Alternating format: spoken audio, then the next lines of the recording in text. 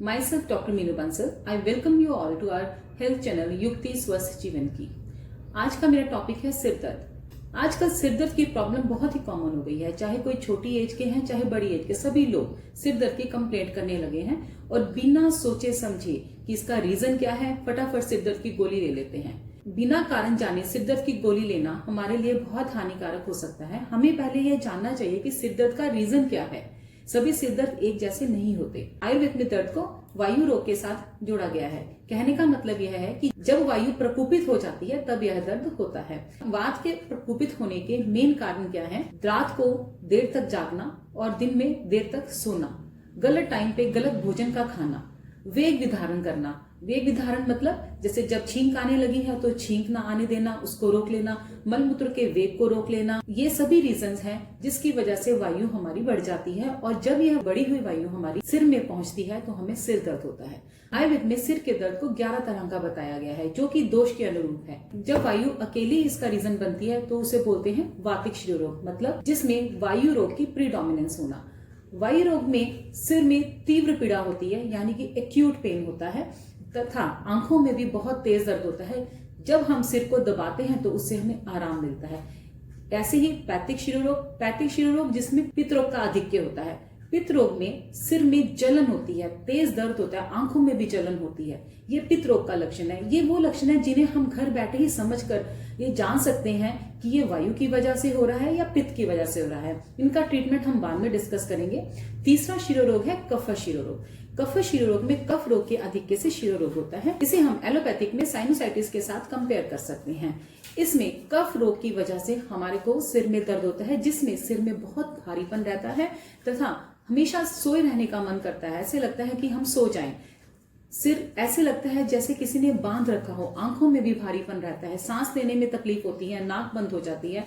ये हमारे कफ शिरोरोग के लक्षण हैं. सन्निपात शिरोरोग में क्यूमुलेटिव इफेक्ट मिलता है जिसमें वात, पित्त और कफ तीनों रोगों का समावेश होता है. इसके बाद है रक्त शिरोरोग. रक्त के दुष्ट होने के कारण रक्त शिरोरोग होता है. इसमें लक्षण हमारे पित्त वाले ही होते हैं, लेकिन जैसे पित्त में तीव्र पीड़ा होती है पर हमें सिर में दबाने से आराम मिलता है, रक्त शिरोरोग में सिर पर छूने से भी दर्द होता है. हम उंगली का स्पर्श भी नहीं सहन कर सकते. यह रक्त शिरोरोग होता है. क्षय शिरोरोग में शरीर जब दुर्बल हो जाता है, जैसे किसी बीमारी की वजह से, लंबे बुखार की वजह से या किसी लंबी बीमारी की वजह से जब शरीर में दुर्बलता आ जाती है तो उसे क्षय शिरोरोग कहते हैं. इसमें हमें किसी सिर दर्द की दवाई की जरूरत नहीं होती. इसमें हम अगर अपनी न्यूट्रिशन को ठीक कर दें, जो कि हमारी बीमारी की वजह से शरीर दुर्बल हो गया है, अगर हम शरीर के अंदर न्यूट्रिशन प्रॉपर दे दे तो यह क्षय शिरोरोग से हमें शांति मिलती है. अगला है कृमित शिरोरोग. कृमित शिरोरोग में दिमाग में कीड़े चले जाते हैं. न्यूरोसिस्टिक सर्कोसिस से हम इसे कंपेयर कर सकते हैं. इसकी वजह से हमें सिर में ऐसी पीड़ा होती है जैसे सिर में कहीं कुछ चल रहा है या हमारे सिर की अंदर कुछ कोई खा रहा है. एक डिफरेंट सी स्मेल आती है. नाक से पूए मिश्रित स्राव का निकलना यानी कि पस युक्त जैसे कुछ सिक्रीशंस आती हैं. यह किसी किसी केस में देखने में मिलता है. वैसे कृमित शिरोरोग में सिर का दर्द ऐसा होता है जैसे अंदर से कुछ कोई खा रहा है. बहुत तीव्र पीड़ा होती है जो सहन नहीं होती है. इसके बाद हम सूर्यावर्त को लेते हैं. सूर्यावर्त जैसे कि नाम से ही पता चलता है, यह सूर्य की गति के साथ साथ होता है. जैसे जैसे सूर्योदय होता है हमारा सिर दर्द बढ़ता चला जाता है और सूर्यास्त के साथ साथ यह सिर दर्द बिल्कुल खत्म हो जाता है. फिर आता है शंखक. शंखक को हम कंपेयर करते हैं ट्राइजेमिनल न्यूरैल्जिया के साथ, जिसमें हमारी ट्राइजेमिनल नर्व इफेक्ट होती है जो सिर के शंखक प्रदेशों में अर्थात टेम्पोरल एरिया में तीव्र पीड़ा होती है. और ये पेन इतनी ज्यादा होती है, ये यहाँ से स्टार्ट होके हमारी आंखों में और लोअर जॉ तक हमारे पेन चली जाती है. यह भी दर्द बहुत ही ज्यादा तेज होता है जो कि सहन नहीं होता है.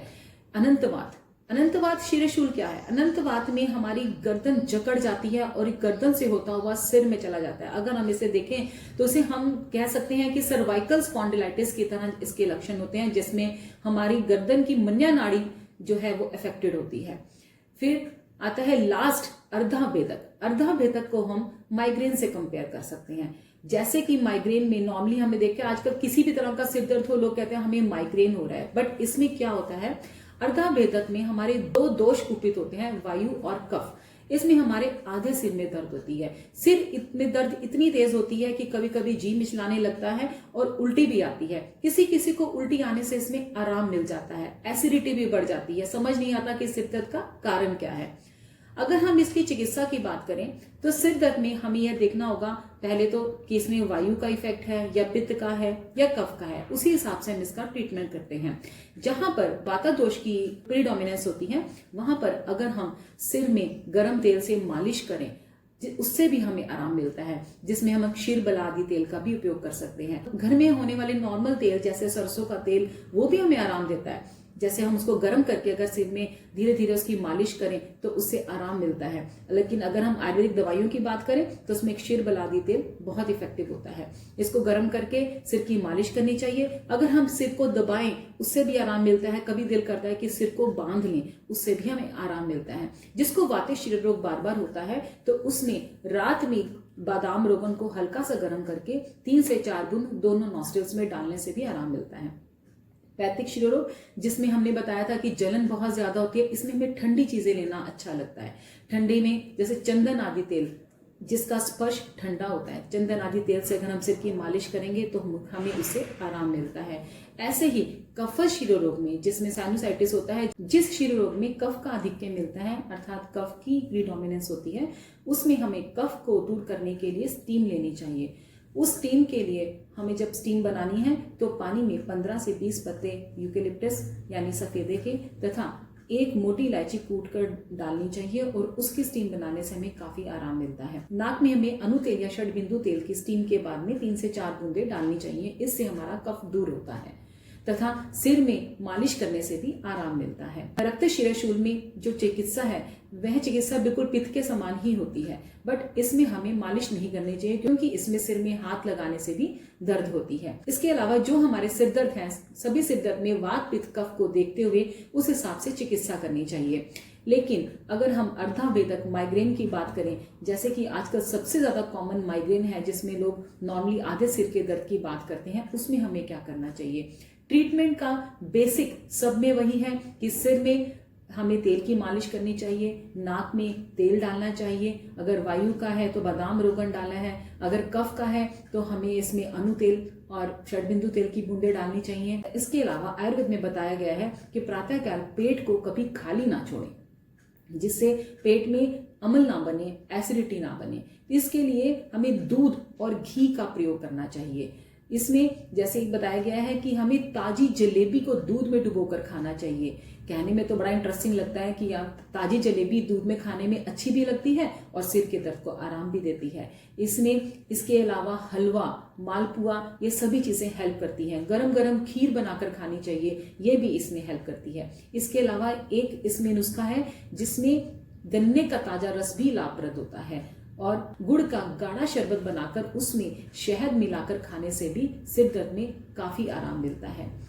जो कृमिज शिरोरोग है, कृमिज शिरोरोग में एक नस्से है जिसमें विडंग आदि तेल का प्रयोग किया जाता है। वह विडंग आदि तेल अगर 2-2 या 4-4 बूंदे नाक में डाली जाए तो कृमिज शिरोरोग में काफी मदद मिलती है, क्योंकि विडंग एक ऐसी औषधि है जो कि कीड़ों को मारने के लिए बहुत कारगर सिद्ध हुई है।